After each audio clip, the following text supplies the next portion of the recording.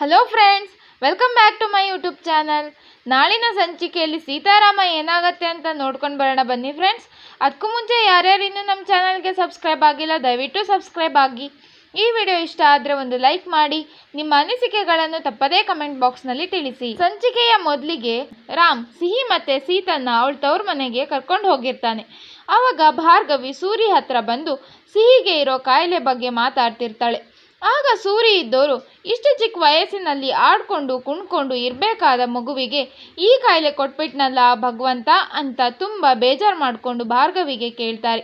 ನಮ್ಮ ಫ್ಯಾಮಿಲಿಯಲ್ಲಿ ಇರೋ ಯಾವುದಾದ್ರೂ ಒಬ್ಬ ಒಳ್ಳೆ ಡಾಕ್ಟರ್ಗೆ ಮೊದಲು ಆ ಮಗುನ ತೋರಿಸ್ಬೇಕು, ಆ ಮಗುಗೆ ಇರೋ ಕಾಯಿಲೆ ಹುಷಾರಾಗತ್ತಲ್ವೇನಮ್ಮ ಅಂತ ಭಾರ್ಗವಿನ ಕೇಳ್ತಾರೆ.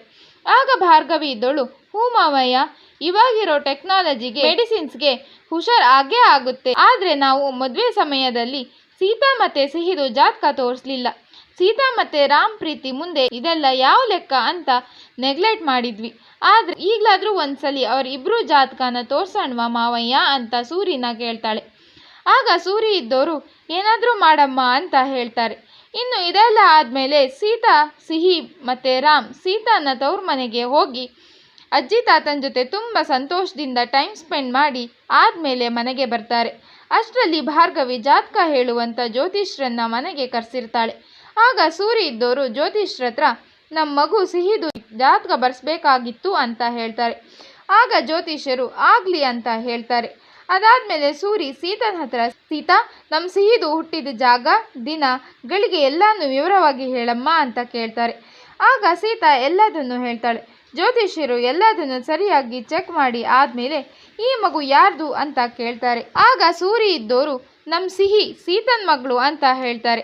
ಆಗ ಸೀತನು ಕೂಡ ತುಂಬ ಭಯದಿಂದ ಸಿಹಿ ನನ್ನ ಮಗಳು ಅಂತ ಹೇಳ್ತಾಳೆ. ಶಾಸ್ತ್ರಿಗಳು ತುಂಬ ಗಾಬರಿ ಆಗಿರೋದನ್ನ ನೋಡಿ ಎಲ್ಲರಿಗೂ ಶಾಕ್ ಆಗತ್ತೆ. ಆಗ ಸೂರಿ, ಏನಾಯಿತು ಶಾಸ್ತ್ರಿಗಳೇ ಅಂತ ಕೇಳ್ತಾರೆ.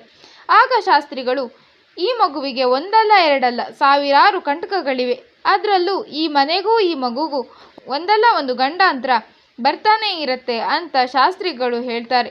ಇನ್ನು ಈ ಕಡೆ ಸಿಹಿ ಸೀತಾ ಮತ್ತು ರಾಮ್ ಹತ್ರ ಓಡ್ಕೊಂಡು ಬರ್ತಾ ಇರುವಾಗ ಅವಳ ಕಾಲಿಗೆ ಗೋಲಿಗಳು ಸಿಕ್ಕಿ ಬಿದ್ದು ಅವಳ ಕಾಲು ಉಳ್ಕತ್ತೆ. ಆಗ ಸಿಹಿ ಜೋರಾಗಿ ಸೀತಮ್ಮ ಅಂತ ಕೂಗ್ತಾಳೆ. ಅವಳು ಕೂಗ್ತಾ ಇರೋದನ್ನ ಕೇಳಿಸ್ಕೊಂಡು ರಾಮ್ ಸೀತಾ ಗಾಬರಿಯಿಂದ ಓಡ್ ಬರ್ತಾರೆ. ಅವ್ರ ಹಿಂದೆ ಮನೆಯವರೆಲ್ಲರೂ ಕೂಡ ತುಂಬಾನೇ ಗಾಬರಿಯಿಂದ ಓಡೋಡಿ ಬರ್ತಾರೆ. ಇದು ನಾಳಿನ ಸಂಚಿಕೆ. ಮುಂದಿನ ಸಂಚಿಕೆಗಳಿಗಾಗಿ ನಮ್ಮ ಚಾನಲನ್ನು ತಪ್ಪದೇ ಸಬ್ಸ್ಕ್ರೈಬ್ ಆಗಿ. ಈ ವಿಡಿಯೋ ಇಷ್ಟ ಆದರೆ ಒಂದು ಲೈಕ್ ಮಾಡಿ, ನಿಮ್ಮ ಅನಿಸಿಕೆಗಳನ್ನು ತಪ್ಪದೇ ಕಮೆಂಟ್ ಬಾಕ್ಸ್ನಲ್ಲಿ ತಿಳಿಸಿ.